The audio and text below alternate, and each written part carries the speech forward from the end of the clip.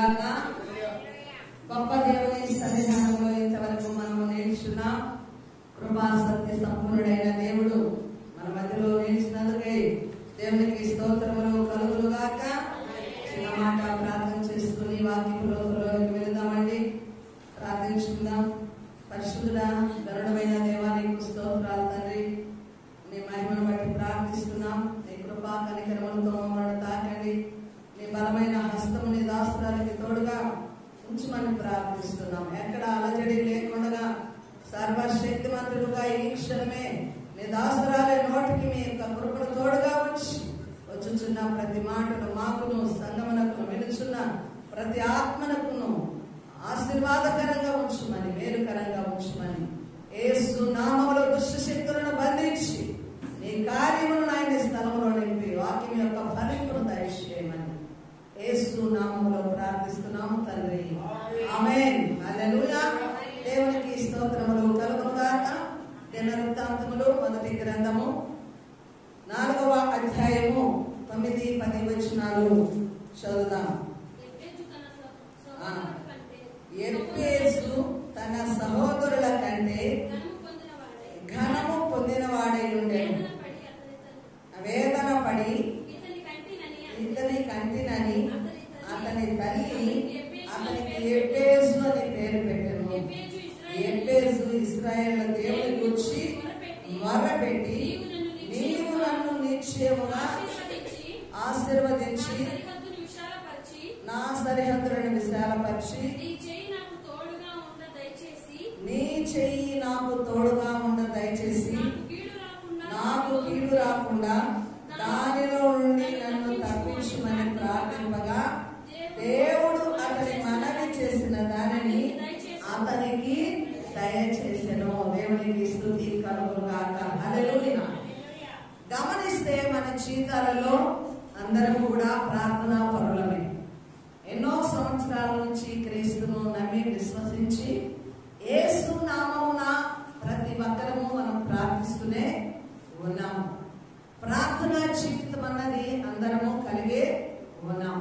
అయితే ప్రార్థనలో ఎక్కువ ప్రార్థన, తక్కువ ప్రార్థన, క్లుప్త ప్రార్థనలు ఇలాగ ఎవరెవరి ఆత్మీయ స్థితిని బట్టి వారు విస్తరించి గంటలు ప్రార్థించవచ్చు, ఒక్క నిమిషంలో ప్రార్థన చేయవచ్చు. కానీ ఏ విధముగా ప్రార్థన చేసినప్పటికీ మన ప్రార్థనలు దేవుడు అంగీకరించేవిగా, దేవుని యొద్ద నుండి సమాధానము, జవాబు, అడిగినవి పొందుకోవడానికి అనుకూలమైన ప్రార్థన మాత్రమే ముఖ్యమైనది. ఎన్ని గంటలు ప్రార్థన చేశాము, ఎంత ప్రార్థన చేశాము, ఎవరు ప్రార్థన చేశారు, ఎక్కడ ప్రార్థన చేశారు, ఏ అవసరతను ప్రార్థన చేశారు అన్నది కాదు. కానీ దేవుని యొద్ద నుండి జవాబు రాగలిగిన ప్రార్థన చాలా ముఖ్యమైన ప్రార్థన. మన జీవితాలలో మనం గమనిస్తే కొన్ని మార్లు గంటలు గంటలు ఉపవాసం ఉండి కన్నీరు కార్చి ప్రాధేయపడి బహుగా విస్తరించి ప్రార్థన చేస్తాము, రోధిస్తాము, అంగలారుస్తాము. మన వేదనంతా కూడా ప్రభు సన్నిధానంలో కుమ్మరిస్తాము. కానీ ఆ ప్రార్థనకు జవాబు రాకపోవచ్చు. కానీ ఒక్కొక్కసారి ఏం జరుగుతుందో తెలుసా? మనస్సులోనే ప్రార్థన, పెదవుల మీదకి ప్రార్థన రాకముందే ఏం జరుగుతుంది? జవాబు వచ్చే ఉంటుంది. ఆమేన్. హల్లెలూయా. అంటే దేవుని యొక్క కృప మాత్రమే. అందుకే దావీదు భక్తుడు గొప్ప నీతిని మనకు నేర్పిస్తున్నాడు. అయ్యా, నా పెదవుల మీదకి ప్రార్థన రాకముందే నా మనవులు నీవు ఆలకించున్నావు. అంటే చూడండి, పెదవుల మీదకి ప్రార్థన వచ్చినప్పుడు మన విన్నపాలు దేవునికి తెలియచేయబడతాయి. అయితే పెదవుల మీదకే ప్రార్థన రానప్పుడు ప్రభు దగ్గరికి ప్రార్థన వెళ్ళి ఉంటుందా? చెప్పండి. పెదవుల మీదకే మన మనస్సులో ఉన్నది అడగలేకపోతున్నాము. అయితే దేవుని దగ్గర నుంచి జవాబు ఎలా వచ్చిందంటున్నారు అనుకుంటున్నారు? చెప్పండి, ఆన్సర్ ఇవ్వండి. హృదయమును, తలంపులను, ఆలోచనలు ఎరిగిన దేవుడు. మానవ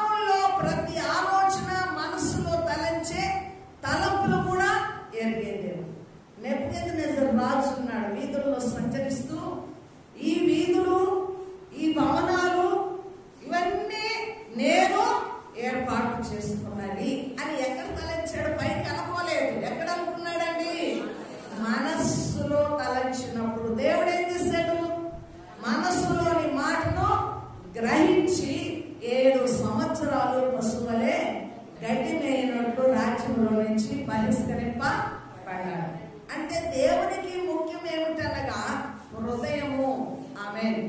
ఇక్కడ ఎబేసు గారి ప్రార్థన, ఎందుకు ఎబేసు గారు ప్రార్థన చేశారు అంటే ఆయన ఆశీర్వదించబడలేదా, ఆయన బ్రతుకు ఏమిటి అని మనం తలస్తే ఎబేసు అన్న మాటకి వేదన. ఆమేన్. హల్లెలూయా. పరిశుద్ధ గ్రంథంలో చాలా పేర్లు కర్తాలు ఉన్నాయి. వారి పేరును బట్టి వారి స్థితి కూడా ఉంటుంది. యాకోబు మోసగాడు. అలాగే రాహేలు తన బిడ్డలు కంటూ చనిపోతూ ఆయనకి ఏమని పెట్టిందండి? బెన్యామీన్ అని పెట్టగా ఆయనకు ఏమని పెట్టారు? వేదన పుత్రుడు, దుఃఖ పుత్రుడు. తర్వాత తండ్రి బెన్యామీన్ అని మార్చి ఏం చేశాడు? కుడి చేతి పుత్రుడుగా. అంటే ఇలాగ ఒక్కొక్క పేరుకు ఒక్కొక్క అర్థాన్ని పరిశుద్ధ గ్రంథంలో మనము చూడగలం. ఎబేసు గారు అనగా తన తల్లి ప్రసవ వేదన పొందిందంట. బహుగా ప్రసవ వేదన పొంది ఆ కుమారుని కని అతనికి ఏమని పేరు పెట్టింది తల్లి? వేదన. ఇప్పుడు మనము కూడా గమనించవచ్చు, పాత కాలంలో చాలా పేర్లు ఉన్నాయి. వేదనయ్య అనే పేరు ఎవరైనా పెట్టుకున్నారా? వేదన అన్న పేరు పెట్టుకోవడానికి శ్రమ, దుఃఖమయ్య, దుఃఖం, వేదన అన్న పేరు పెట్టడానికి ఇష్టపడం. మన పేర్లలో ఎలా ఉంటాయి? శాంతి కుమారు, లేకపోతే వినయ్ కుమారు, లేకపోతే ఇంకా జాన్ బాబు, ఆశీర్వాదము. ఇలాగా ఏంటి? పేరులోనే ఒక మంచితనం అన్నది కనబడాలి.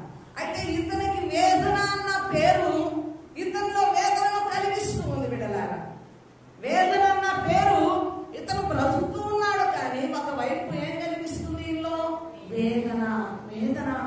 నా తల్లి నాకు వేదన అన్న పేరు పెట్టింది, నేను వేదనతోనే బ్రతుకుతున్నాను అన్న అర్థం అతనిలో ఉంటూ ఉండగా ఆయన విస్తరించి గొప్ప ప్రార్థన చేయలేదు. ఏమని ప్రార్థన చేశాడు? 4 మాటలు అడిగాడు దేవుని సన్నిధానం.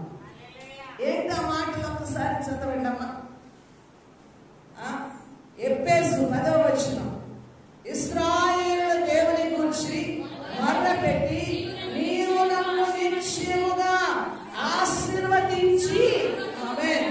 ఒక్కొక్క మాటకు ఒక్క అక్షరములోనే తేడా మారిపోతుంది. ఆశీర్వదించుము అనలే, ఏమంటున్నాడు? నిశ్చయముగా ఆశీర్వదించి. ఆమేన్. హల్లెలూయా. ఆ తర్వాత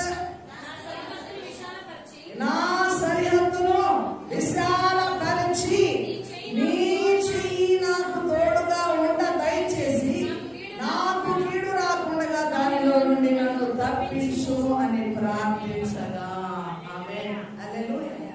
ఏమంటున్నాడు? నన్ను ఆశీర్వదించి నా సరిహద్దులను విశాలపరచి. ఆమేన్. నీ చెయ్యి నాకు తోడుగా ఉండ దయచేసి ప్రతి కీడును తప్పించుమని ప్రార్థన చేశాడు. ఆమేన్. హల్లెలూయా. మానవుడికి ఈ 4కి మించి ఇంకేం కావాలా? అర్థం చేసుకుందాం. దేవుని యొక్క ఆశీర్వాదం భూమి మీద మానవునికి అవసరము. మనమందరం ఎందుకు వస్తున్నాం ఇక్కడికి? దేవుడు మమ్మల్ని ఆశీర్వదించాలి. ఆమేన్. హల్లెలూయా. ఆశీర్వదించినప్పుడు ఏం జరుగుతుంది? సరిహద్దులు విశాలపరచబడతాయి. ఆశీర్వాదం అనగానే ఆశీర్వాదంలో సరిహద్దులు విశాలపరచడం కూడా ఉంటుంది. తర్వాత ఆయన హస్తము తోడుగా ఉన్నట్టు జరుగుతుంది. ఎవరి మీదైతే దేవుని ఆశీర్వాదం ఉంటుందో దేవుని యొక్క హస్తము తోడుగా ఉంటుంది. ఎవరికైతే దేవుని తోడు ఉంటుందో సమస్త కీడులు, దుష్టుని నుండి కలిగే బాధలన్నీ కూడా తప్పించబడతాయి. దేవునికి స్తోత్రములు కలుగును గాక. అందుకే పరలోక ప్రార్థనలో కూడా మనం అడుగుతాం, అయ్యా దుష్టుని నుంచి మమ్మలను తప్పించి, హల్లెలూయా, కీడుల నుండి మమ్మలను దూరము చేయమని పరలోక ప్రార్థన దేవుడు మనకు నేర్పించాడు. దేవునికి స్తుతి కలుగును గాక. ఈ 4 మాటలు ఎవరి దగ్గర ప్రార్థన చేశాడు? ఎబ్బేసు గారు ఎవరి దగ్గర ప్రార్థన చేశాడు? ఇశ్రాయేలు దేవునికి మొర్ర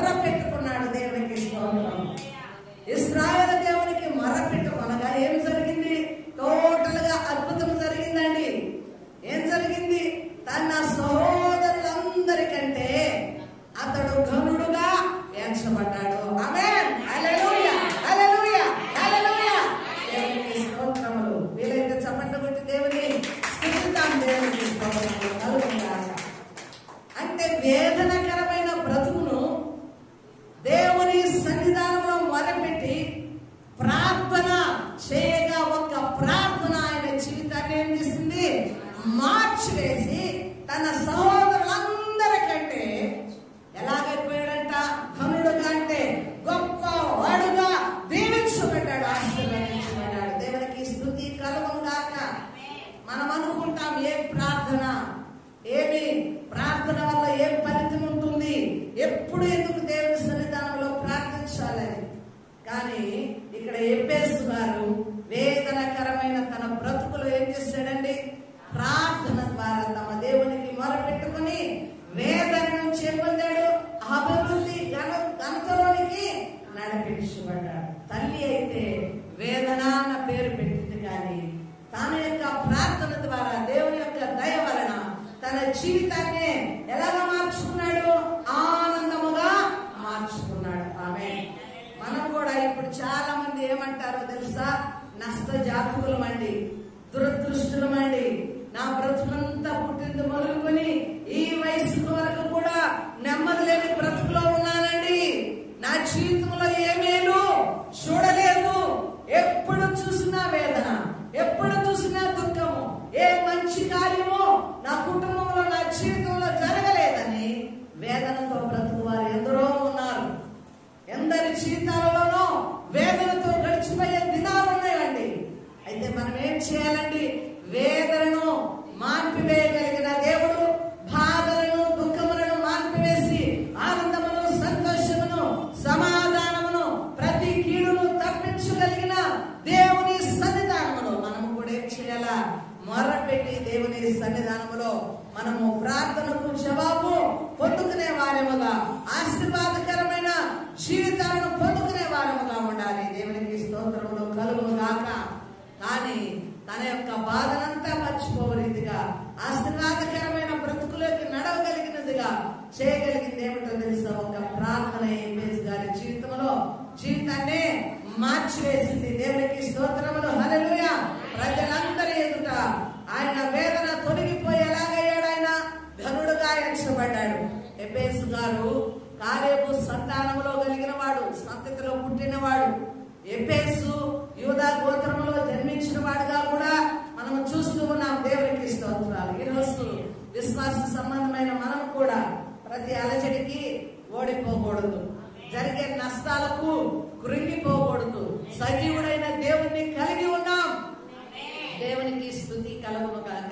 యోబు గారు ఏం మాట అంటాడు? తన భార్య తమ్మ, దేవుని వలన మనము అన్ని మేలునే అనుభవించవలన కీడును అనుభవించ తగదా? ఆమేన్, హల్లెలూయా.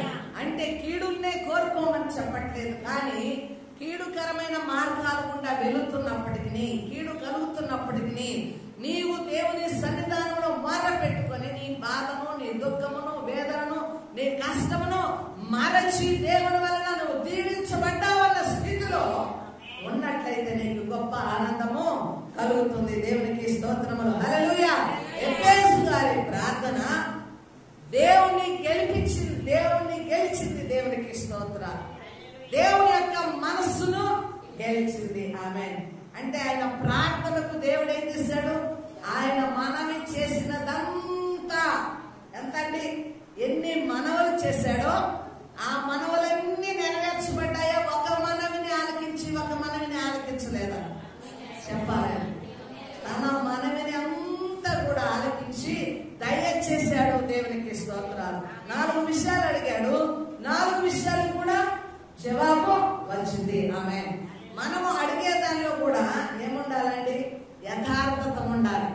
మనము ఏమడగామో దాని మట్టుకే అడిగి పొందుకోవడం కూడా ఉండాలి. ఆమేన్, హల్లెలూయా. దేవునికి స్తుతి కలుగును గాక. కాబట్టి దేవుని యొక్క అద్భుతమైన కృపకు ఎబ్బేసు గారు ఈరోజు పరిశుద్ధ గ్రంథములో సజీవ సాక్షిగా ఉన్నాడు. ఆమేన్, హల్లెలూయా. ఎవరి యొక్క కృపను పొందుకున్నాడు? దేవుని యొక్క అద్భుతమైన కృపకు ఎవరు సాక్షిగా ఉన్నారు? ఎబ్బేసు గారు సాక్షి ఉన్నారు. ఆమేన్. పరిశుద్ధ గ్రంథాన్ని ఈ రోజు మనం ధ్యానం చేసి ఎబ్బేసు గారి ప్రార్థనను మనం ధ్యానించుకొని ఈ దినమున మనం జీవితాలలో కోల్పోయినవన్నీ మరలా పొందుకోవడానికి, నష్టపోయినవన్నీ మరలా పొందుకోవడానికి, దుఃఖానికి నివారణ, వేదనకు నివారణ, బాధకు నిట్టూర్పులకు నివారణ దేవుని సన్నిధానంలో మనం పొందుకుంటున్నాం. హల్లెలూయా, హల్లెలూయా. కాబట్టి నేటి దినాలలో ఎవరైతే కృంగి ఉన్నారో, ఎవరైతే వేదనతో ఉన్నారో, ఎవరైతే దుఃఖంలో ఉన్నారో, ఎవరైతే నష్టాలలో ఉన్నారో, వారితో దేవుడు మాట్లాడుతున్నాడు. నీ ప్రార్థన దేవుని మనసును గెలిచేదిగా ఉండాలి. నీ ప్రార్థన దేవుని యొక్క అద్భుతమైన కృపను పొందుకునేదిగా, నువ్వు కూడా ఒక భూమి మీద సాక్షిగా నిలవాలి. ఆమేన్. ఏమనుకుంటారు చాలా మంది, ఆ మీదకి ఎన్నో ఆటలు వచ్చినాయి, ఎన్నో పోట్లు వచ్చినాయి, ఎన్నో శ్రమలు వచ్చాయి, విశ్వాసం కాబట్టి నిలబడిందండి, వాక్యం ఉన్నది కాబట్టి నిలబడిందండి. అతని మీదకి ఎన్నో దాడులు, ఎన్నో శ్రమలు, ఎన్నో ఇరుకులు, ఒకదాని వెంబడి ఒకటి, ఎన్నో కష్టాలు, నష్టాలు, సాతాను ఎంత శోధించినా, ఎంత అలజడి లేపినా, ఎంత మనసులో నెమ్మది లేకుండా చేసినా, ఆమె విశ్వాసి కాబట్టి, ఆమె ప్రార్థన, ఆమె వాక్యము దేవుని కలిగి ఉంది కాబట్టి నిలబడింది. వేరే వాళ్ళైతే హతమైపోయిందరు, వేరే వాళ్ళైతే ఓడిపోయిందరు, వేరే వాళ్ళైతే కృంగిపోయిందరు అని ఎక్కడ సాక్ష్యం పొందుకుంటావు? భూమి మీద. హల్లెలూయా. నీ జీవితం ఇతరులకు ఎలా ఉండాలా? ఒక సాక్ష్యముగా ఉండాలి, ఒక సాక్ష్యముగా ఉండాలి. విశ్వాస సాక్ష్యము ఇంకొక వ్యక్తిని బలపరచాలి, ఇంకొక వ్యక్తిని సజీవ సాక్షులుగా నిలపాలి. ఆమేన్. హల్లెలూయా. అట్టి శక్తి మనకు దేవుడు దయచేయును గాక. దేవునికి స్తుతి కలుగును గాక. హల్లెలూయా. మరి గమనిద్దామండి, ఈనాడు పేదరికములో, అంగవైకల్యములో, దుష్టత్వములో మేము నష్టజాతకులము, మేము దురదృష్టవంతులము, మేము ఏది పట్టుకున్నా మాకు మంచి జరగలేదు, ఏ మేలు జరగలేదు. హల్లెలూయా. ఇలాంటి స్థితిలో ఉన్న నీ బ్రతుకును మార్చగలిగిన వారు ఎవరు? ఒక్క దేవుడే. హల్లెలూయా. ఆయనే నజరేయుడైన యేసు నామమే. ఆ నామము ద్వారానే నీవు గొప్ప చేయబడతావు, ఆ నామము ద్వారానే నువ్వు గెలవబడతావు, ఆ నామము ద్వారానే సాతాను ఓడించగలవు. ఆ నామము పేరిటనే ఎన్ని అంశములైనా, ఎన్ని మనవులైనా దేవుని సన్నిధానములో ప్రార్థించి దేవుని మనస్సును గెలుచుకోవాలి, దేవుని కృపను పొందుకోవాలి. దేవునికి స్తోత్రములు కలుగును గాక. హల్లెలూయా, హల్లెలూయా. నీ వేదన దేవుడు మార్చుగాక, నీ దుఃఖము మార్చబడదుగాక, నీ నిట్టూర్పులు తొలగి పోవుగాక. దేవుని ఆశీర్వాదము నీ జీవితంలో వచ్చుగాక. హల్లెలూయా. ఏమన్నాడో తెలుసా? నన్ను ఆశీర్వదించు. ఆమేన్. పరిశుద్ధ గ్రంథములో ఇంకొక ప్రార్థన మనం చూసినట్లయితే సామెతల గ్రంథము 30వ అధ్యాయం 7వ వచనము తెరవండమా. సామెతలు 30వ అధ్యాయం 7వ వచనం. నేను నీతో 2 మనవులు చేసుకొనుచున్నాను, నేను చనిపోక ముందు వాటిని నాకు అనుగ్రహించుము, వ్యర్థమైన వాటిని, అబద్ధములను నాకు దూరముగా ఉంచుము, పేదరికమునైనను ఐశ్వర్యమునైనను నాకు దయచేయకము, తగినంత ఆహారము నాకు అనుగ్రహింపుము, ఎక్కువైన ఎడల నేను కడుపు నిండిన వాడినై నిన్ను విసర్జించి యెహోవా ఎవడని అందునేమో, లేక బీదనై దొంగిలి నా దేవుని నామమును దూషితునేమో. ఆమేన్. హల్లెలూయా. దేవునికి స్తుతి కలుగును గాక. ఇది అగూరు చేసిన ప్రార్థన, అగూరు గారు చేసిన ప్రార్థన. ఈయన ఎన్ని మనవలు చేశాడు? 2 మనవలు. హల్లెలూయా. ఆ 2 మనవలు ఏం చేస్తున్నాడు చూడండి. వ్యర్థమైన వాటిని, అబద్ధములను నాకు దూరముగా ఉంచుము. ఆమేన్. అక్కడ నాకు కీడును దూరము చేయము, దుష్టత్వమును దూరము చేయము, అబద్ధములను ఏంటంటే చదవాలి, నాకు దూరముగా ఉంచుము, పేదరికమైన ఐశ్వర్యమైన నాకు దయచేయకము. ఆమేన్. హల్లెలూయా. ఎక్కువ ఐశ్వర్యం అయితే ఏమవుతుందండి? గర్వించి ఎవడు దేవుడు అంటామేమో. అతిగా పేదరికమైనది అనుకో, దొంగలించి ఏమవుతాము? దేవుని యొక్క నామమును దూషణ పాలు చేస్తామేమో. ఆమె కొన్ని ప్రార్థనలు మనం వింటూనే మన హృదయంలో గొప్ప సమాధానం వస్తుంది. అవునా? మనుషులమైన మనము కూడా మన మధ్యలో కొంతమంది ప్రార్థన చేస్తుంటే ఎలా ఉంటుంది? మన హృదయాలకు నెమ్మది కలిగినట్లుగా దేవుడు అప్పుడే మనల్ని ఆదరించినంత అనుభవాన్ని పొందుకుంటాం. మన వ్యాధుల నుంచి అప్పుడే మనకు నెమ్మది కలిగినట్లు, మన ఇరుకుల నుంచి అప్పుడే విడుదల కలిగినట్లు, దేవుని జవాబు అప్పుడే మన మధ్యలోకి వచ్చినట్లు మనం అనుభవిస్తాము. అవునా కాదా? ఇక్కడ ఈయన యొక్క ప్రార్థన కూడా గొప్ప నీతితో కూడిన ప్రార్థన. ఏం చేస్తున్నాడు? నాకు ఐశ్వర్యం ఇవ్వమల్లా, గొప్పవాణ్ణి చేయమల్లా, గొప్ప పేరును తెచ్చిపెట్టమల్లా. ఏమంటున్నాడు? అబద్ధానికి, వ్యర్థమైన వాటికి నన్ను దూరంగా ఉంచుము. ఆమేన్. హల్లెలూయా. చూడండి, అబద్ధము వ్యర్థమైన మన జీవితాలలో ఉంటే ఏం జరుగుతుంది? వాటి వలనే చాలా నష్టము కలుగుతుంది. చాలా డబ్బు ఉండొచ్చు, గొప్ప ఐశ్వర్యం ఉండవచ్చు. నీ బ్రతుకుల అబద్ధం ఉంటే, వ్యర్థమైనవి ఉంటే దేవుని సన్నిధానంలో నిలవబడలేము, దేవుని బిడ్డలము కాలేము. కాబట్టి ఏముండాలా? మనకు యథార్థత ఉండాలి. యథార్థతతో కూడిన జీవితం కొంచెమైనా చాలండి. ఆమేన్. అందుకే పేదరికము వద్దు, ఐశ్వర్యము వద్దు, ఏనాటి ఆహారము ఆనాడు నాకు దయచేయము. అందుకే పరలోక ప్రార్థనలో కూడా యేసయ్య వారు మనకేం నేర్పించారు? ఏనాటి ఆహారము ఆనాడు మాకు దయచేయము. కాకుల సంగతి విచారించి తెలుసుకునండి, వాటి పొట్లు లేవు, దర్శలు లేవు, అయినా వారి తండ్రి వాటిని ఆశీర్వదించున్నాడు. దేవునికి స్తోత్రములు కలుగునుగాక. ఇంకా యాకోబు గారి ప్రార్థన ఎలా ఉన్నది? దేవా, నన్ను నీవు ఆశీర్వదించుము. దేవునికి స్తోత్రములు కలుగునుగాక. యాకోబుకి అప్పటికి ఆశీర్వాదం లేదా? చెప్పాలండి. అప్పటికే 3 గుంపులతో ఏశావును ఎదుర్కోవడానికి వస్తున్నాడు.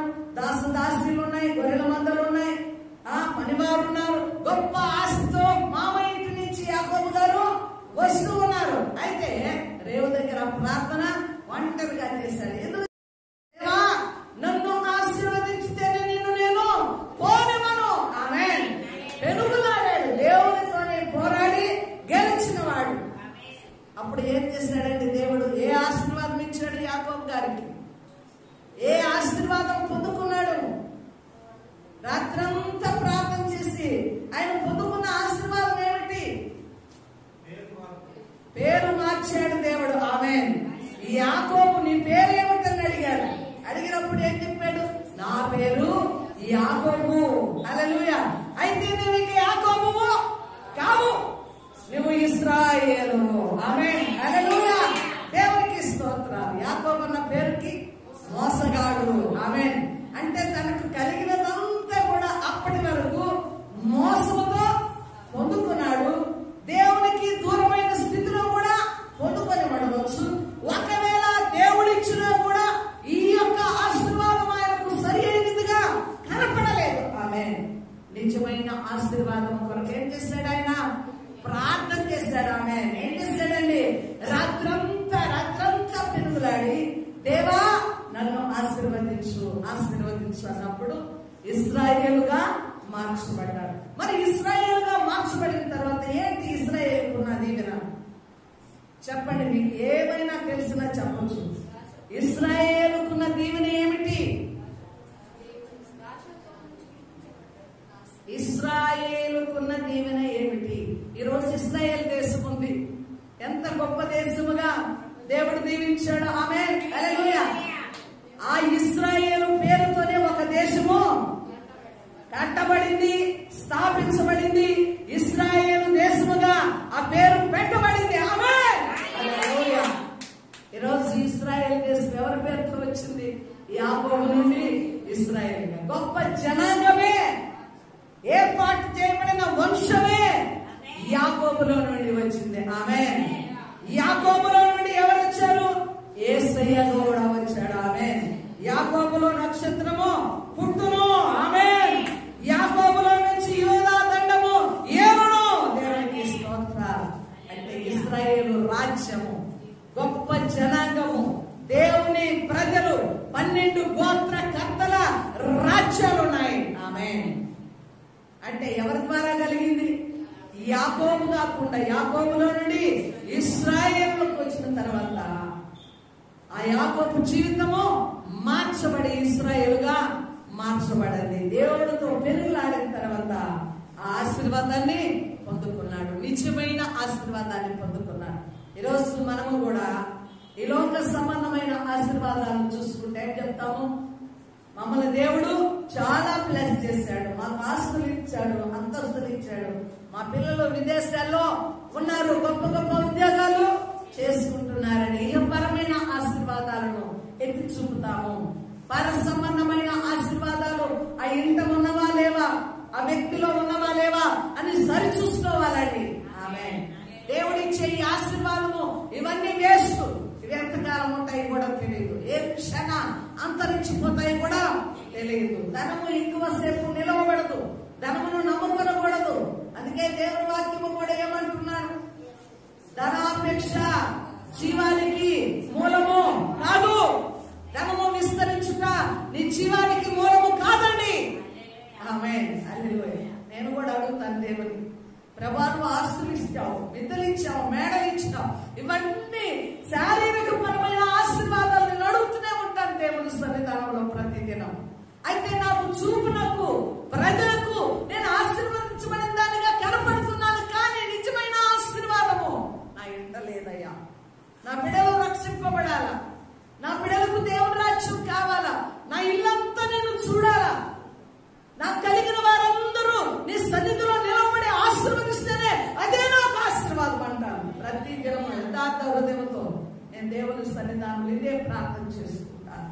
నాకు కంటికి కనపడి ఆశీర్వాదం నాకు హృదయానికి సంతోషం ఇవ్వలేదు, నా హృదయంలో ఆనందాన్ని కలుగు చేయలేదు. అన్నీ ఇచ్చావు, కానీ నా హృదయంలో ఏదో వైపు బాధ, దుఃఖము, వేదన నన్ను పట్టి పీడిస్తూనే ఉంది. నాలో సంపూర్ణ సంతోషము లేకుండా ఉంటుంది. అయితే నిజమైన సంతోషము నా కుటుంబాన్నంతా మార్చి నీ సన్నిధానంలో ప్రతి ఒక్కరూ నిలవగలిగినప్పుడే నాకు ఆ ఆశీర్వాదం ఉన్నదని నేను దేవుడిని స్తుతిస్తూ ఉంటాను, అడుగుతుంటాను. బిడ్డలారా, ఈ లోకంలో నీకు ఎంత ఆస్తి దేవుడు ఇచ్చాడు, ఎంత ఉన్నతమైన పదవిలో ఉన్నావు, ఎంత డబ్బు సమకూర్చుకున్నావు, ఎంత బంగారం నీతో ఉంది, ఎన్ని ఆస్తుల్ని అంతస్తులను కట్టుకున్నావు. ఇది కాదు ఆశీర్వాదము. నిజమైన ఆశీర్వాదము ఏంటో చెప్పండి? పర సంబంధమైన ఆశీర్వాదం. నీ బ్రతుకు మారిందే ఆశీర్వాదం. యాకోబు మోసగాడు, అంతవరకు అన్న మోసగించి వెళ్ళాడు.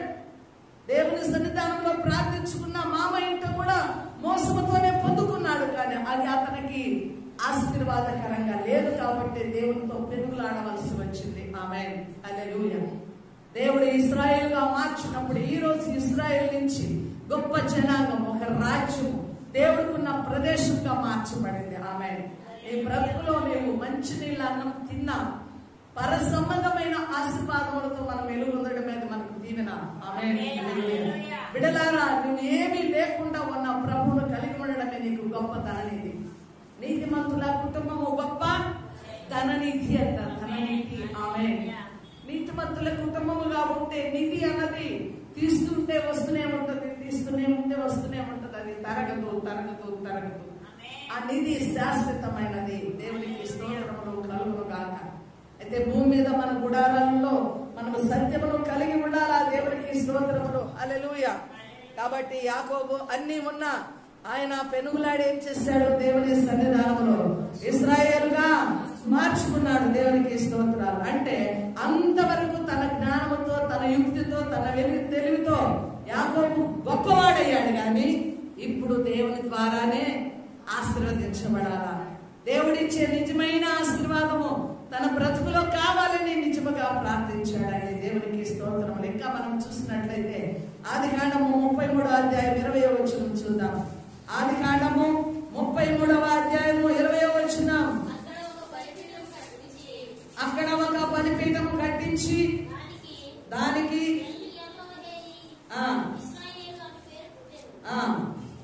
దేవునికి స్తోత్రాలు. అంటే ఇశ్రాయేలు దేవుడే దేవుడు. ఆమేన్. హల్లెలూయా.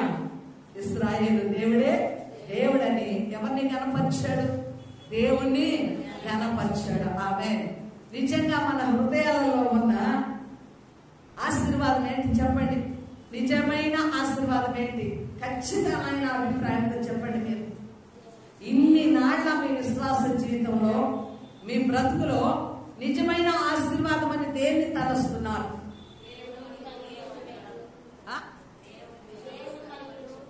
దేవుణ్ణి కలిగి ఉండడం. ఇంకా ఏంటి చెప్పండి? ఈ వచనము ఇప్పుడు మనము ఇశ్రాయేలు దేవుడే దేవుడని స్తుతించాడు. ఆమేన్, హల్లెలూయా, హల్లెలూయా, హల్లెలూయా. దేవుణ్ణి కలిగి ఉండడం వేరు, దేవుణ్ణి ఎరిగి ఉండడం వేరు. ఆమేన్, హల్లెలూయా. కూర్చున్న వారందరిలో దేవుడు ఉన్నాడు. ఆమేన్. అందరూ కూడా కలిగి ఉన్నారు. కలిగి ఉన్న వాడిని తెలుసుకొని ఎరిగి ఉండడమే ముఖ్యం. ఆమేన్. ఇప్పుడు మనం కూడా ఏమనుకోవాలా? నాలో దేవుడు ఉన్నాడు, నీలో దేవుడు ఉన్నాడు, అందరూ కూడా దేవుడే, యేసయ్య దేవుడు, యేసయ్య దేవుడు, యేసయ్య దేవుడు అంటాం. కానీ ఈ దేవుడే దేవుడు. హల్లెలూయా. నిత్యముగా నా దేవుడే దేవుడు అని తెలుసుకున్నప్పుడే అద్భుతాలను చూడగలం, అని తెలుసుకున్నప్పుడే నిలబడగలము, అని తెలుసుకున్నప్పుడే స్థిరత్వంలో ఉంటాం. ఓడిపోం, జారిపోం, పడిపోం. హల్లెలూయా. కృపలో నిలుస్తాం. ఆయన్ను కలిగి ఉండడం వేరు, ఎరిగి ఉండడం వేరు. అందుకే పిల్లలు ఏం చెప్పారు? కంఠత వాక్యం, తమ దేవుని ఎరిగిన వారు బలము కలిగి గొప్ప కార్యములు చేయుదురు. ఆమేన్, హల్లెలూయా. ఎరిగితే బలం, ఎరగకపోతే కలిగి ఉన్నా ఎరగకపోతే బలం లేదు. ఆమేన్. ఇప్పుడు మనమే ఉన్నాం, మన తల్లిదండ్రుల్ని కలిగి ఉన్నాము కానీ వారు మమ్మల్ని ప్రేమిస్తున్నారని, వారు మమ్మల్ని ఆదరిస్తారని, వారు మాకు సహాయము చేస్తారని, అన్ని విషయాలలో మాకు వారు తోడుగా ఉంటారు, మాకు సపోర్ట్ గా ఉంటారు అనుకున్నప్పుడే బలం. చాలా మంది తల్లిదండ్రులు కలిగి ఉన్నారు కానీ వాళ్ళకు సపోర్ట్ లేక, వాళ్ళకి ఆ ధైర్యం లేక చిన్న చిన్న విషయాలకి పిల్లలు ఓడిపోతున్నారు. ఏంటి చెప్పండి?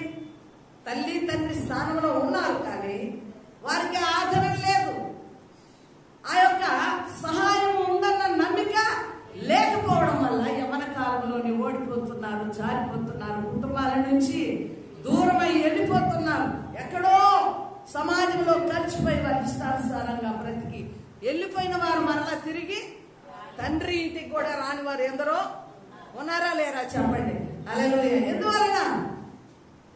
ఎందువలనండి అంటే తల్లి తండ్రుల బాధ్యత నుంచి నాకు ఆదరణ ఉంది అని అనుకున్న వాడు నిలుస్తాడు, ఓడిపోడు. ఆమేన్, హల్లెలూయా. పరలోకపు తండ్రి యొక్క శక్తి తెలుసుకుని దేవుని యొక్క మహిమను తెలుసుకున్న మనము కూడా ఆ పరిస్థితి నుంచి జారిపోము, ఆయన్ని విడిచిపెట్టాం. నా తండ్రి ఉన్నాడు సపోర్టు, నా తండ్రి ఉన్నాడు, పరలోకపు దేవుడు నిశ్చయంగా నన్ను ఆశీర్వదిస్తాడు. దేవునికి స్తోత్రం. అంటే ఎబ్బేసు ప్రాంతం నుంచి యాకోబు ప్రాంతానికి ఎందుకు వచ్చామనగా, ఎబ్బేసు ఎక్కడి నుంచి వచ్చాడు? యూదా గోత్రంలో నుంచి. హల్లెలూయా. ఇశ్రాయేలు జనాంగంలో నుంచి వచ్చాడు కాబట్టి యాకోబు గారు దేవుని నుంచి పొందుకున్న ఆశీర్వాదాన్ని చూసి, ఆ ఆశీర్వాదాన్ని బట్టి, ఆ వాగ్దానాన్ని బట్టి ప్రార్థించగలిగిన దమ్ము సంపాదించుకున్నాడు. ఈ రోజు నువ్వు పరిశుద్ధ గ్రంథం చేతిలో ఉన్నా ప్రార్థించడానికి నువ్వు నిలబట్టలేదు, ప్రార్థించి వేదనకరమైన నీ బ్రతుకును మార్చుకోలేక ఓడిపోతున్నావంటే ఈ పరిశుద్ధ గ్రంథం నీ చేతిలో ఉండి కూడా నీ బ్రతుకు వేస్తే. ఆమేన్, హల్లెలూయా. ఎబ్బేసులో ప్రార్థన వచ్చిందంటే యాకోబు దీవించబడిన దీవెన, ఆశీర్వాదము, ఆ పెనుగులాట, ఆ ప్రార్థన ఎబ్బేసులో కదిలించింది, ఎబ్బేసులో మేలుకొల్పు కలిగించింది. నా పితరుడైన యాకోబు దీవించబడ్డాడు. ఆమేన్, ఆశీర్వదించబడ్డాడు. నా మోసగాడు దీవించబడ్డాడు, ఇశ్రాయేలు గా మార్చబడ్డాడు. ఇదిగో వేదనకరమైన నా బ్రతుకును కూడా మార్చగలిగిన వాడు ఆ ఇశ్రాయేలు దేవుడే, ఆ యాకోబు దేవుడే. ఆయనే నా జీవితాన్ని మారుస్తాడు. ఆమేన్. అందుకే మనం చాలా మార్లు ప్రార్థన చేస్తాం. ఏమని ప్రార్థన చేస్తాము? అబ్రహాము దేవుడా, ఇస్సాకు దేవుడా, యాకోబు దేవుడా, నాకు సరైన దేవుడు, నా సహాయకుడు. ఆమేన్. వారిని దీవించిన వాడు, వారి బ్రతుకులను మార్చిన దేవుడు మన పక్షమున ఉండడం, మనల్ని దీవించిన దేవునికి స్తుతి కలుగును గాక. హల్లెలూయా. అందుకే ఎఫెసీయులకు రాసిన పత్రిక 1వ అధ్యాయం 3వ వచనం చూద్దాము. అబ్రహాము సంతానంలో నుండి వచ్చిన మనకు యేసుక్రీస్తు ద్వారా నిత్యమైన ఆశీర్వాదాలు దేవుడు దయచేశాడు. ఆమేన్. హల్లెలూయా. అబ్రహాము సంతానంలో మనం వచ్చాము, యాకోబులో నుండి మనము కూడా ఇశ్రాయేలు జనాంగం అంటే ఏర్పాటు చేయబడిన వంశముగా మనం ఏర్పరచబడ్డాము. ఆమేన్. విశ్వాసులకు తండ్రి అబ్రహాము గారు. ఈనాడు మనమందరం కూడా ఎలాంటి ఆశీర్వాదాలు పొందుకున్నాము? నిత్యమైన ఆశీర్వాదము దేవుడి మీద ఉంచాడు. ఆమేన్. చెప్పండి, దేవుడికి స్తుతి కలుగును గాక. హల్లెలూయా. కాబట్టి దేవుడు ఏమిచ్చాడు? ఇప్పుడు మనకు నిత్యమైన ఆశీర్వాదాలు ఇచ్చాడు. ఆమేన్. అలాగే రెండోది ఏం ప్రార్థన చేశాడు? నా సరిహద్దులను విశాలపరచుము, దేవునికి స్తుతి కలుగును గాక. ఆదికాండము 28వ అధ్యాయం 14వ వచనం చూద్దాం. మనకు సమయం ఎక్కువ లేదు, త్వరగా తీయాలి. ఆదికాండము 28వ అధ్యాయం 11వ వచనం 14వ వచనం. నీ సంతానము పాడమటి తట్టును, తూర్పు తట్టును, ఉత్తరము తట్టును, దక్షిణము తట్టును వ్యాపించదువు. భూమి యొక్క వంశములన్నీయు నీ మూలముగాను నీ సంతానము మూలంగాను ఆశీర్వదించును. ఆమేన్. ఎవరికి ఇచ్చిన ఆశీర్వాదం ఇది? యాకోబు గారికి ఇచ్చిన ఆశీర్వాదం. ఆమేన్. ఏమని చేశాడు? ఆయన సరిహద్దులు విశాలపరిచాడా లేదా? ఒంటి కర్రతో పోయిన యాకోబుకి అడుగు పెట్టడానికి ఒక్క అడుగు స్థలం లేదండి. అన్నను మోసగించి తండ్రి ఇంటి నుంచి కర్రతో వెళ్ళాడు యాకోబు గారు. భూమి మీద ఎక్కడ అడుగు మోపగలిగిన తన సొంత స్థలం అన్నది లేదు యాకోబు జీవితంలో. అయితే దేవుడు ఏం దీవించాడో చెప్పండి? నీ సరిహద్దులను నేను విశాలపరుస్తున్నాను. ఎంతవరకు? తూర్పు, పడమర, ఉత్తర, దక్షిణ దిక్కులన్నీ నీవే. నీ సంతానము ఇశ్రాయేలుల కంటే విస్తారముగా నేను దీవించున్నాను. దేవునికి మహిమ కలుగును గాక. స్తోత్రం. అంటే యాకోబు సరిహద్దులను ఎవరు దీవించారు? ఎవరు దీవించారు? యెహోవా దేవుడు. వారిని ఏర్పరచుకున్న దేవుడు దీవించాడు. ఆ మాటలు క్యాచ్ చేశాడు ఎవరు? ఎఫెస్ గారు. ఆమేన్. నా యాకోబు, పితరుల తండ్రి యాకోబును సరిహద్దులు విశాలపరిచావు, భూమి అందంతటా నీవే కోరుకోపోన్నావు. ఆమేన్.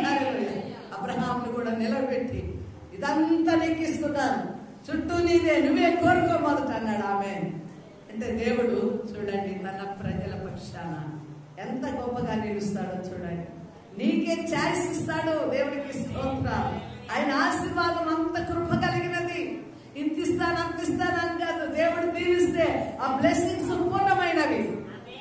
చూడండి, నేను సరిహద్దులను విశాలపరచు. అందుకే ఎబ్బేస్ అనే పట్టణం ఉంది ఆయన పేరు మీద. ఎబ్బేస్ అనే పట్టణము కట్టబడింది. హల్లెలూయా. వేదనతో ఉన్న ఎబ్బేసు గారి జీవితము టోటల్ గా మారిపోయి ఎబ్బేసు పట్టణముగా ఒక పట్టణమే ఆయన పేరు మీద కట్టబడినంతగా దేవుడు దీవించాడు. అంటే ఆయన సరిహద్దులను విశాలపరచడం లేదా? చెప్పండి ప్రియమైన బిడ్డలా. ఆమేన్. మనం దేవుల్లో ఉన్నప్పుడు నువ్వు వేసిన గొంగలు వేసిన చోటనే ఉండదు. దేవుడిచ్చిన ఆశీర్వాదము చెట్టునకు వేరు ఎలాగ విస్తరించి పాకిపోతుందో విశ్వాసుల బ్రతుకులు కూడా అలాగే పాకిపోతాయి. ఆమేన్. నీ ప్రార్థన సువాసన వెళ్తుంది, నీ భక్తి సువాసన వెళ్తుంది, ఈ లోక సంబంధమైన ఆశీర్వాదాలు కూడా పారిపోతాయి. హల్లెలూయా. అలాగే ఆశీర్వాదాలు కూడా విస్తరించబడతాయి. దేవునికి స్తుతి కలుగును గాక. అంటే సరిహద్దులను విశాలపరిచే దేవుడు అని చెప్పి నమ్మి ఏం చేశాడు? ఆ వాగ్దానాన్ని గుర్తు తెచ్చుకొని, యాకోబు గారు దీవించబడిన వాగ్దానాన్ని గుర్తు తెచ్చుకొని ప్రార్థించి ఏం చేశాడండి? ఫలితాన్ని పొందుతున్నాడు. అందుకే మనం ప్రార్థన చేసేటప్పుడు కూడా ఒకటి మనం చేత పట్టాలి. ఏంటో చెప్పండి? ఏం చేయాలి? వాగ్దానాలను కూడా నమ్మి ప్రార్థించాలి. వాగ్దానాలను నమ్మి ప్రార్థించాలి. మనం జనవరి 1 ఏం చేస్తామండి?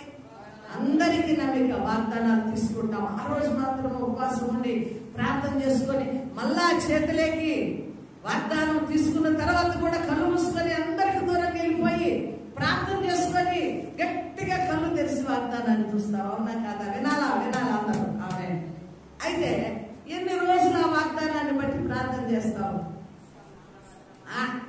సంవత్సరం అంతా ప్రార్థన చేస్తావా? మీ వాగ్దానాలు మీకు గుర్తున్నాయా? దేవునికి మహిమ కలుగునుగా. అంటే ఏం చేయాలమ్మా? వచ్చిన వాగ్దానం బట్టి ప్రార్థన చేయాలి. నిన్ననే నాకు 2 ఇన్సిడెంట్స్ కుటుంబంలో కీడుకరమైనవి జరిగినాయి. కానీ నాకు దేవుడిచ్చిన ఆశీర్వాదము జ్ఞాపకానికి వచ్చింది. ఈ సంవత్సరం వాగ్దానం నాకేమిటో తెలుసా?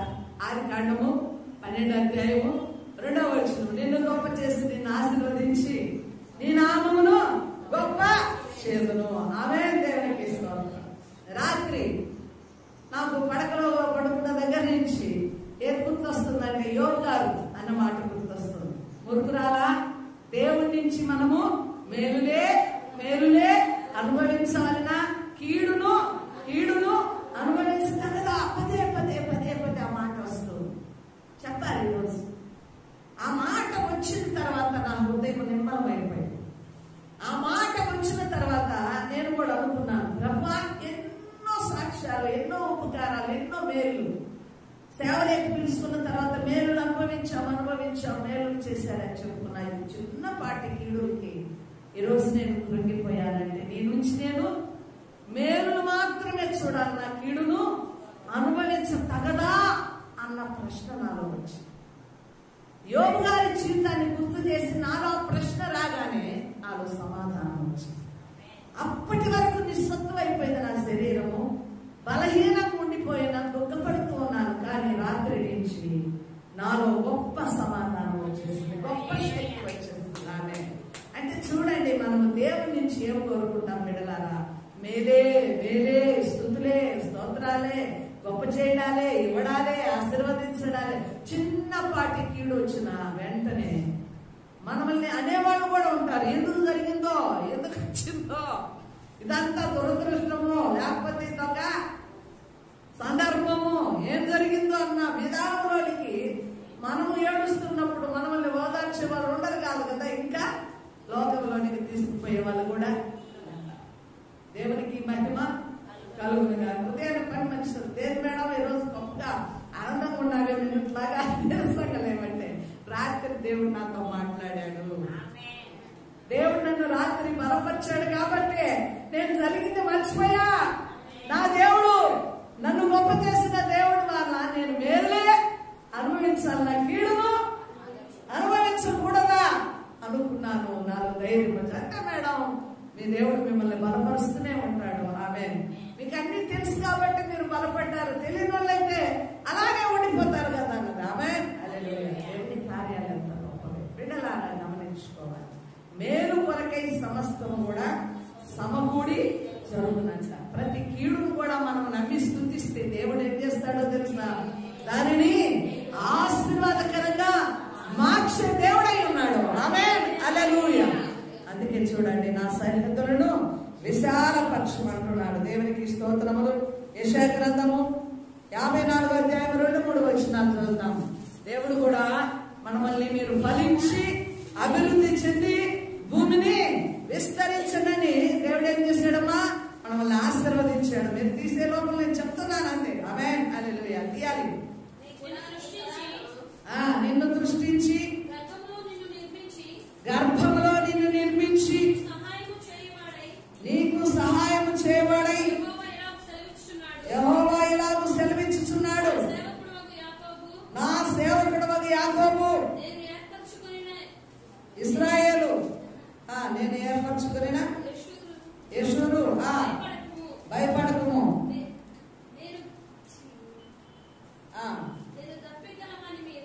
దప్పిక గల వారి మీద నీళ్లను 54:2 నీ గుడారపు స్థలమును విశాలపరచుము, నీ నివాస స్థలముల తెరలను నిరాటంకముగా సాగనిము, నీ త్రాలను పొడుగు చేయము, నీ మేకులను దిగగొట్టము, కుడివైపునకు ఎడం వైపును నువ్వు వ్యాపించదము, నీ సంతానము అన్య జనముల దేశమును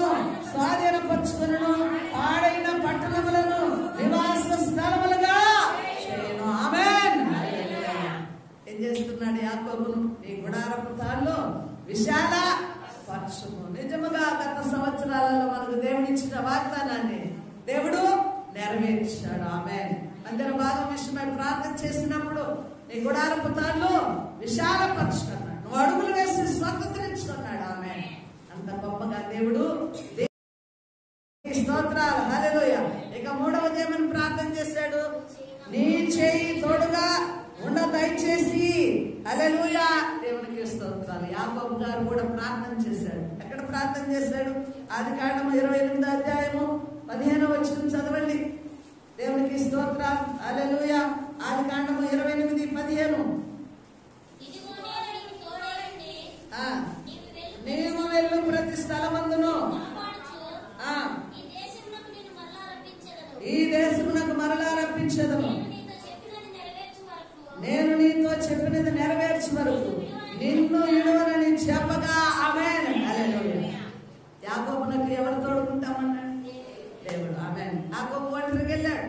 ఇంకా రాత్రి ప్రయాణం చేయలేక బడం తలగడగా పెట్టుకొని నిద్రిస్తున్నాడు. కలగన్నాడు. అక్కడ దేవుడు ఏం చేశాడమ్మా? దేవుడు దర్శనమిచ్చి ఆశీర్వదించి, నువ్వు వెళ్ళే ప్రతి స్థలంలో నీకు తోడుకుంటాను, నిన్ను విడవను. ఆమేన్. ఈ యాకోబు దేవుని సన్నిధానంలో పొందుకున్న ఆశీర్వాదము ఎవరు గుర్తించారు? ఎబేసు గారు. ఆమేన్. హల్లెలూయా. నా యాకోబు దేవుడు, నా పితరుల దేవుడు, యాకోబునకు దేవుడు తోడుగా ఉన్నందున నేటికి కూడా ఇశ్రాయేలు జనాంగానికి ఎవరు శత్రువు అన్నది ఉన్నను, ఓటమన్నది లేదు. ఆమేన్. హల్లెలూయా. అంటే యాకోబు నుంచి పొందుకున్న దీవెన ఎబేసు గారు ప్రార్థన చేసి, నీ చెయ్యి నాకు తోడుగా ఉంచు. ఇంతకు మించినది గొప్పది మనకి ఏమీ వద్దండి.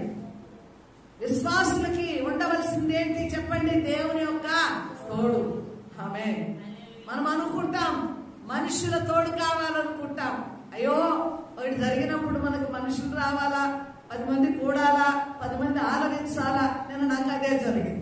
కానీ నా హృదయంలో దేవుని ఏమనుకున్నాను? మనుషుల ప్రేమ వ్యర్థము.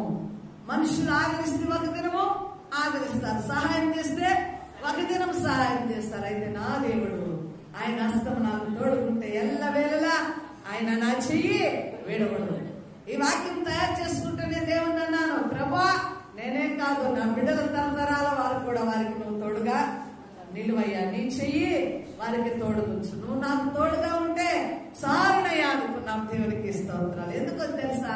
కొన్ని మార్లు మనుషుల నుంచి మనకు కావలసిన ఆదరణ, సహాయము, ఆ యొక్క ఓదార్పు రాదు. ఎందుకు రాదు చెప్పండి? వచ్చినట్లయితే మనుషుల మీద ఆధారపడతాం, రాకపోతే ఎవరి మీద ఆధారపడతాం? అంటే సేవకులు ఎవరి మీద ఆధారపడాలని నేర్పిస్తున్నాడు? దేవుని మీద ఆధారపడి, బిడ్డ నేను నీకు కావాలి. ఆమేన్. హల్లెలూయా. ఈరోజు విశ్వాసులు కూడా ఎవరు కావాలి? దేవుని యొక్క తోడు కావాలి. దేవునికి స్తోత్రములు కలుగునుగాక. కాబట్టి యాకోబు ప్రయత్నాలు, ఆయన పనిలో ఆయనకు దేవుడు చేయి తోడుగా ఉన్నందున ప్రతిదీ కూడా ఏమైపోయింది? యాకోబు ఇంటికి వెళ్ళినా, లాబాను ఇంటికి వెళ్ళినా, అక్కడ చేసే ప్రతి కీడు కూడా ఈయనకి ఆశీర్వాదం, మేలుకరంగా మార్చబడింది. ఆమేన్. హల్లెలూయా. చూడు, శత్రువు అయిపోయిన అన్నదమ్ముడి నుంచి భయం వచ్చిన సమాధానం ఇచ్చాడు దేవుడు. అంటే ఎవరి తోడు కావాలా మనకు? దేవుని యొక్క తోడు. మానవ జీవితంలో ఖచ్చితంగా ఎవరి తోడు కావాలండి? దేవుని తోడు మన జీవితాలలో ఉండాలి. ఆమేన్. హల్లెలూయా. కాబట్టి ఈరోజు మనం ఏం ప్రార్థించాలా? దేవా నీ తోడును నా కుటుంబానికి, నా జీవితానికి నీ తోడు కావాలి. మేము చేసే ప్రయత్నాలలో, పనులలో, మా అవసరాలలో నీ తోడైనా ఎంతైనా మాకు మంచిది. దేవునికి స్తుతి కలుగునుగాక. హల్లెలూయా. కాబట్టి ఇక్కడ ఎబేసు గారు మరి యాకోబు యొక్క ప్రార్థనను బట్టి ధైర్యం తెచ్చుకున్నాడు. దేవునికి స్తోత్రము. హల్లెలూయా. అలాగే నాకు కీడు రాకుండా తప్పించుమని ప్రార్థించాడు. దేవునికి స్తోత్రం. మన జీవితాన్ని ఎవరి చేతిలోకి అప్పగించాలండి? దేవుని చేతిలోనికి మన జీవితాలను అప్పగించినట్లయితే బలహీన పడిపోయిన మన చేతులు దేవుడు ఏం చేస్తాడు? ఖాళీ అయిపోయిన మన చేతుల్ని సమృద్ధితో ఉన్నాడు. ఆమేన్. మన చెయ్యి దేవుని చెయ్యికి ఇవ్వాలి. ఆమేన్. మన చెయ్యి దేవుని చేతులకి వెళ్ళిపోతే ఏమవుతుంది? మనలో ఉన్న బలహీనతలు తొలగిపోతాయి, మనలో బలము వచ్చేస్తుంది. ఆమేన్ హల్లెలూయా. ఆ దేవుని చెయ్యి జారిపోనివ్వదు, పడిపోనివ్వదు, ఓడిపోనివ్వదు. ఆ బలమైన చెయ్యి నిన్ను పట్టి నడిపిస్తుంది. ఆమేన్. ఈరోజు చేయవలసింది ఏమిటో తెలుసా? సమస్త దుష్టమైన కీడుల నుంచి మనము దూరం చేయబడాలంటే ఎవరి చేతిలోకి వెళ్ళాలి? మన చెయ్యి. ఎవరి చేతిలోకి వెళ్ళాలి? మన చెయ్యి. దేవుడి చేతిలో చేయి పెడితే ఎట్లా ఉంటుంది చెప్పండి? అది మంచిదా? చూడాలి. పురుషులు కూడా తలెత్తి చూడాలి, ఆలకించాలి. దేవుని చేతిలో మన చెయ్యి పెట్టామనుకో, మంచిగా ఉంటుందా? ఇబ్బందికరంగా ఉంటుందా? ఇబ్బందికరంగా ఉంటుందా? ఇబ్బంది అనిపించింది ఎవరికి? చెప్పండి. అబ్బా, అట్లయితే మీరు చాలా న్యాయంగా బ్రతుకుతున్నారు. అవునా కాదు? ఒక్కసారి ఆలోచన చేయండి. మన చెయ్యి దేవుని చేతిలో ఉందనుకో, ఆయన ఎప్పుడు పట్టుకొని ఇట్లుంటే లోకంలోనికి పోవాలనుకుంటే ఆయన లాగుతా ఉంటాడు. ఇబ్బంది కదా? ఏది ఏసయ్యా కొంచెం కూడా అట్లా మాట్లాడినా అక్క మీరు సుచ్చిపోయి అట్లా కూర్చోవచ్చు కదంటే ఈయనేమో నువ్వు ఎందుకు అక్కడికి పోతున్నావు, నువ్వు పోకూడదు కదా. ఎవరైనా ఫ్రెండ్ వచ్చి అవనస్తులో లేకపోతే మంచిగా సినిమాల మీద హుషారున్న వాళ్ళు వచ్చి కొత్త సినిమా వచ్చినంత భలే ఆడుతుంది అని పిలిచారనుకో, ఏసఐ చేతిలో నీ చెయ్యండి. ఏసఐ చేతిలో చెయ్యి ఎంతవరకు బాగుంటుందంటే ఆయన ఆదుకోవడానికి, సహాయం చేయడానికి, ఇంకా మేలులు చేయడానికి, కృపను చూపడానికి వరకు బాగుంటుంది. అంతవరకు బాగుంటుంది. దాన్ని మించితే నువ్వు చేయాల్సింది చేయకుండా, చూడాల్సింది చూడకుండా, నడవాల్సిన ఆనందాన్ని, ఈ సంతోషాన్ని ఈ ఏసయ్య చేతిలో పెట్టినా చెయ్యి. మనం అంటాం కదా, ఈ మొగుడు చేతిలోకి వచ్చినాక నా జీవితం అంతా అన్నట్టుగా ఏసయ్య చేతిలోకి వెళ్ళిపోయినాక ఏమైపోతుంది? అన్ని నిర్బంధమే, అన్ని కంట్రోలే, అంత ఒత్తిడే, భారమే. ఒక్క దినం గడపాలన్న చాలా కష్టం అయిపోయింది అనుకుంటామా? లేదు, ఇబ్బందికరంగా ఉంటుంది. యేసయ్య చేతిలోకి వెళ్ళినప్పుడు వినిపించుకోలేము. అయినా ప్రభువా నీ చిత్తము, ప్రభువా నీ ఇష్టం, నేను మాత్రం నీ చేతిలో నుంచి నేను బయటికి రాకూడదు ఆమేన్ అనుకున్నప్పుడు ఏమవుతుంది చెప్పండి? అనుకున్నప్పుడు ఇంకా ఆయన నిన్ను గట్టిగా ఆయన బంధించుకుంటాడు. అంటే ఇంకా బయట ఉన్నవి నీకు సంతోషంగా ఉండవు. బయటున్న నటనలు కానీ, బయటున్న వేషాలు కానీ, లోకం యొక్క సంతోషం కానీ నీకు అనిపించదు. ఇక నువ్వు ఎప్పటికప్పుడు నీకు నీవే ఏమనుకుంటావు? నాకు యేసయ్య సన్నిధానమే, యేసయ్య వాక్యమే, యేసయ్య పాటలే, యేసయ్యతో సహవాసమే నాకు చాలా మధురంగా ఉందమ్మా.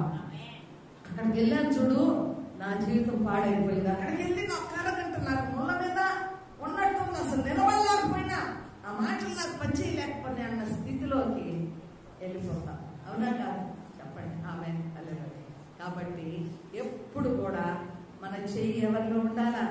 దేవుల్లో ఉండగలగాల. ఆమేన్. తండ్రి నీ చెయ్యి నాకు తోడుగా ఉంచు, నా చెయ్యి నీలోనికి వేసినప్పుడు నా జీవితము మార్చబడుతుంది. ఆమేన్. బలహీనమైన చేతులను నువ్వు బలపరుస్తావు. ఏమీ లేవు, ఖాళీ సంపూర్ణ సమృద్ధినిస్తావు. దేవునికి స్తోత్రం. సమస్త కీడు నీ చేతిలో ఉన్నప్పుడు నీవు దూరము చేస్తావు. దుష్టత్వము నుంచి నన్ను దూరపరుస్తావు. ఈ 4 మాటల ప్రార్థన మీ జీవితాలు, మా జీవితాలు మారుస్తూ విడల ప్రార్థనకున్న ప్రాముఖ్యత మనం తెలుసుకోవాలి. ఎబేసు ప్రార్థన ఆయన వేదకరమైన బ్రతుకును ఆశీర్వాదకరంగా మార్చి తమ సహోదరులందరికంటే ఘనుడిగా ఎంచబడ్డాడు. ఈరోజు మన జీవితాలు కూడా మార్చగలిగేది ఎక్కడ? దేవుని సన్నిధానం. ఒకప్పుడు నా జీవితం కూడా ఓడిపోయిన జీవితం, ఏమీ తెలియదు ఆ పిల్లకి, ఏమీ తెలీదు, గొర్రె, ఏమి అర్థం కాదనుకున్న స్థితి. ప్రార్థన ప్రార్థన ప్రార్థన ప్రతి విషయంలో దేవుని మీద ఆధారపడడం ద్వారా ఈరోజు ప్రభు గంతలో ఉంచాడా, కనిహింద్రాలను ఉంచాడు? చెప్పండి. దేవుడు గంతలో ఉంచాడు. నీ బ్రతుకును మార్చేది, నీ జీవితాన్ని మార్చేది, నీ స్థితిని మార్చేది, నీ జ్ఞానాన్ని మార్చేది, నీ బలహీనలను మార్చగలిగేది ఏంటో తెలుసా? ఏంటి చెప్పండి? ప్రార్థన. ప్రార్థన ప్రార్థన నీ స్థితిని మారుస్తుంది. దేవునికి మహిమ కలుగునుగాక. వాక్యము మన వెనుకల్లో దీవించుకునుగాక. ప్రార్థించుకుందాం. మహోన్నతుడా, మహాగరుడా, సర్వశక్తిమంతుడా నీకు స్తోత్రాలు. ఏదైనా మనం మీరు బలపరిచినందుకు తండ్రి స్తుతులు చెల్లిస్తున్నాం. నీ నామమును బట్టి ప్రార్థిస్తున్నాం. ఎబేసు ప్రార్థన వల్లే నాయనా నీ సన్నిధానంలో అడుగుతున్నాము తండ్రి. నాయన నిశ్చయముగా నీవు మమ్మల్ని ఆశీర్వదించు, మా సరిహద్దులను విశాలపరచు, నీ చేయి మాకు తోడుగా ఉంచి సమస్త దుష్టత్వం నుంచి కీడు నుంచి దూరం చేసి మమ్మల్ని నడిపించున్నాం. నీ సన్నిధానంలో వచ్చేసి నీ మనవిని మీరు ఆలకించు, సంఘమును సేవకులను నాయన మీరు ఆశీర్వాదకరంగా మార్చుకున్నాం. నేటి దిన వాక్యం ద్వారా అనేకులను ప్రార్థనాత్మతో నింపి ఓడిపో వారిని, బలహీనమైన వారిని, మేము దురదృష్టంలో ఉన్నాము, వేదనలో ఉన్నాము, దుఃఖంలో ఉన్నాము, మా జీవితం ఇంతే అనుకున్న వారిని ఈ ప్రార్థన ఎత్తిపట్టి వారి జీవితాన్ని మార్చినట్లుగా వారిలో గొప్ప విషయాన్ని కలిగించి ఆశీర్వాదకరంగా మార్చుకున్నాం. నీకే మహిమ స్తుతి స్తోత్రములు చెల్లిస్తూ యేసు నామములో ప్రార్థిస్తున్నాము తండ్రి.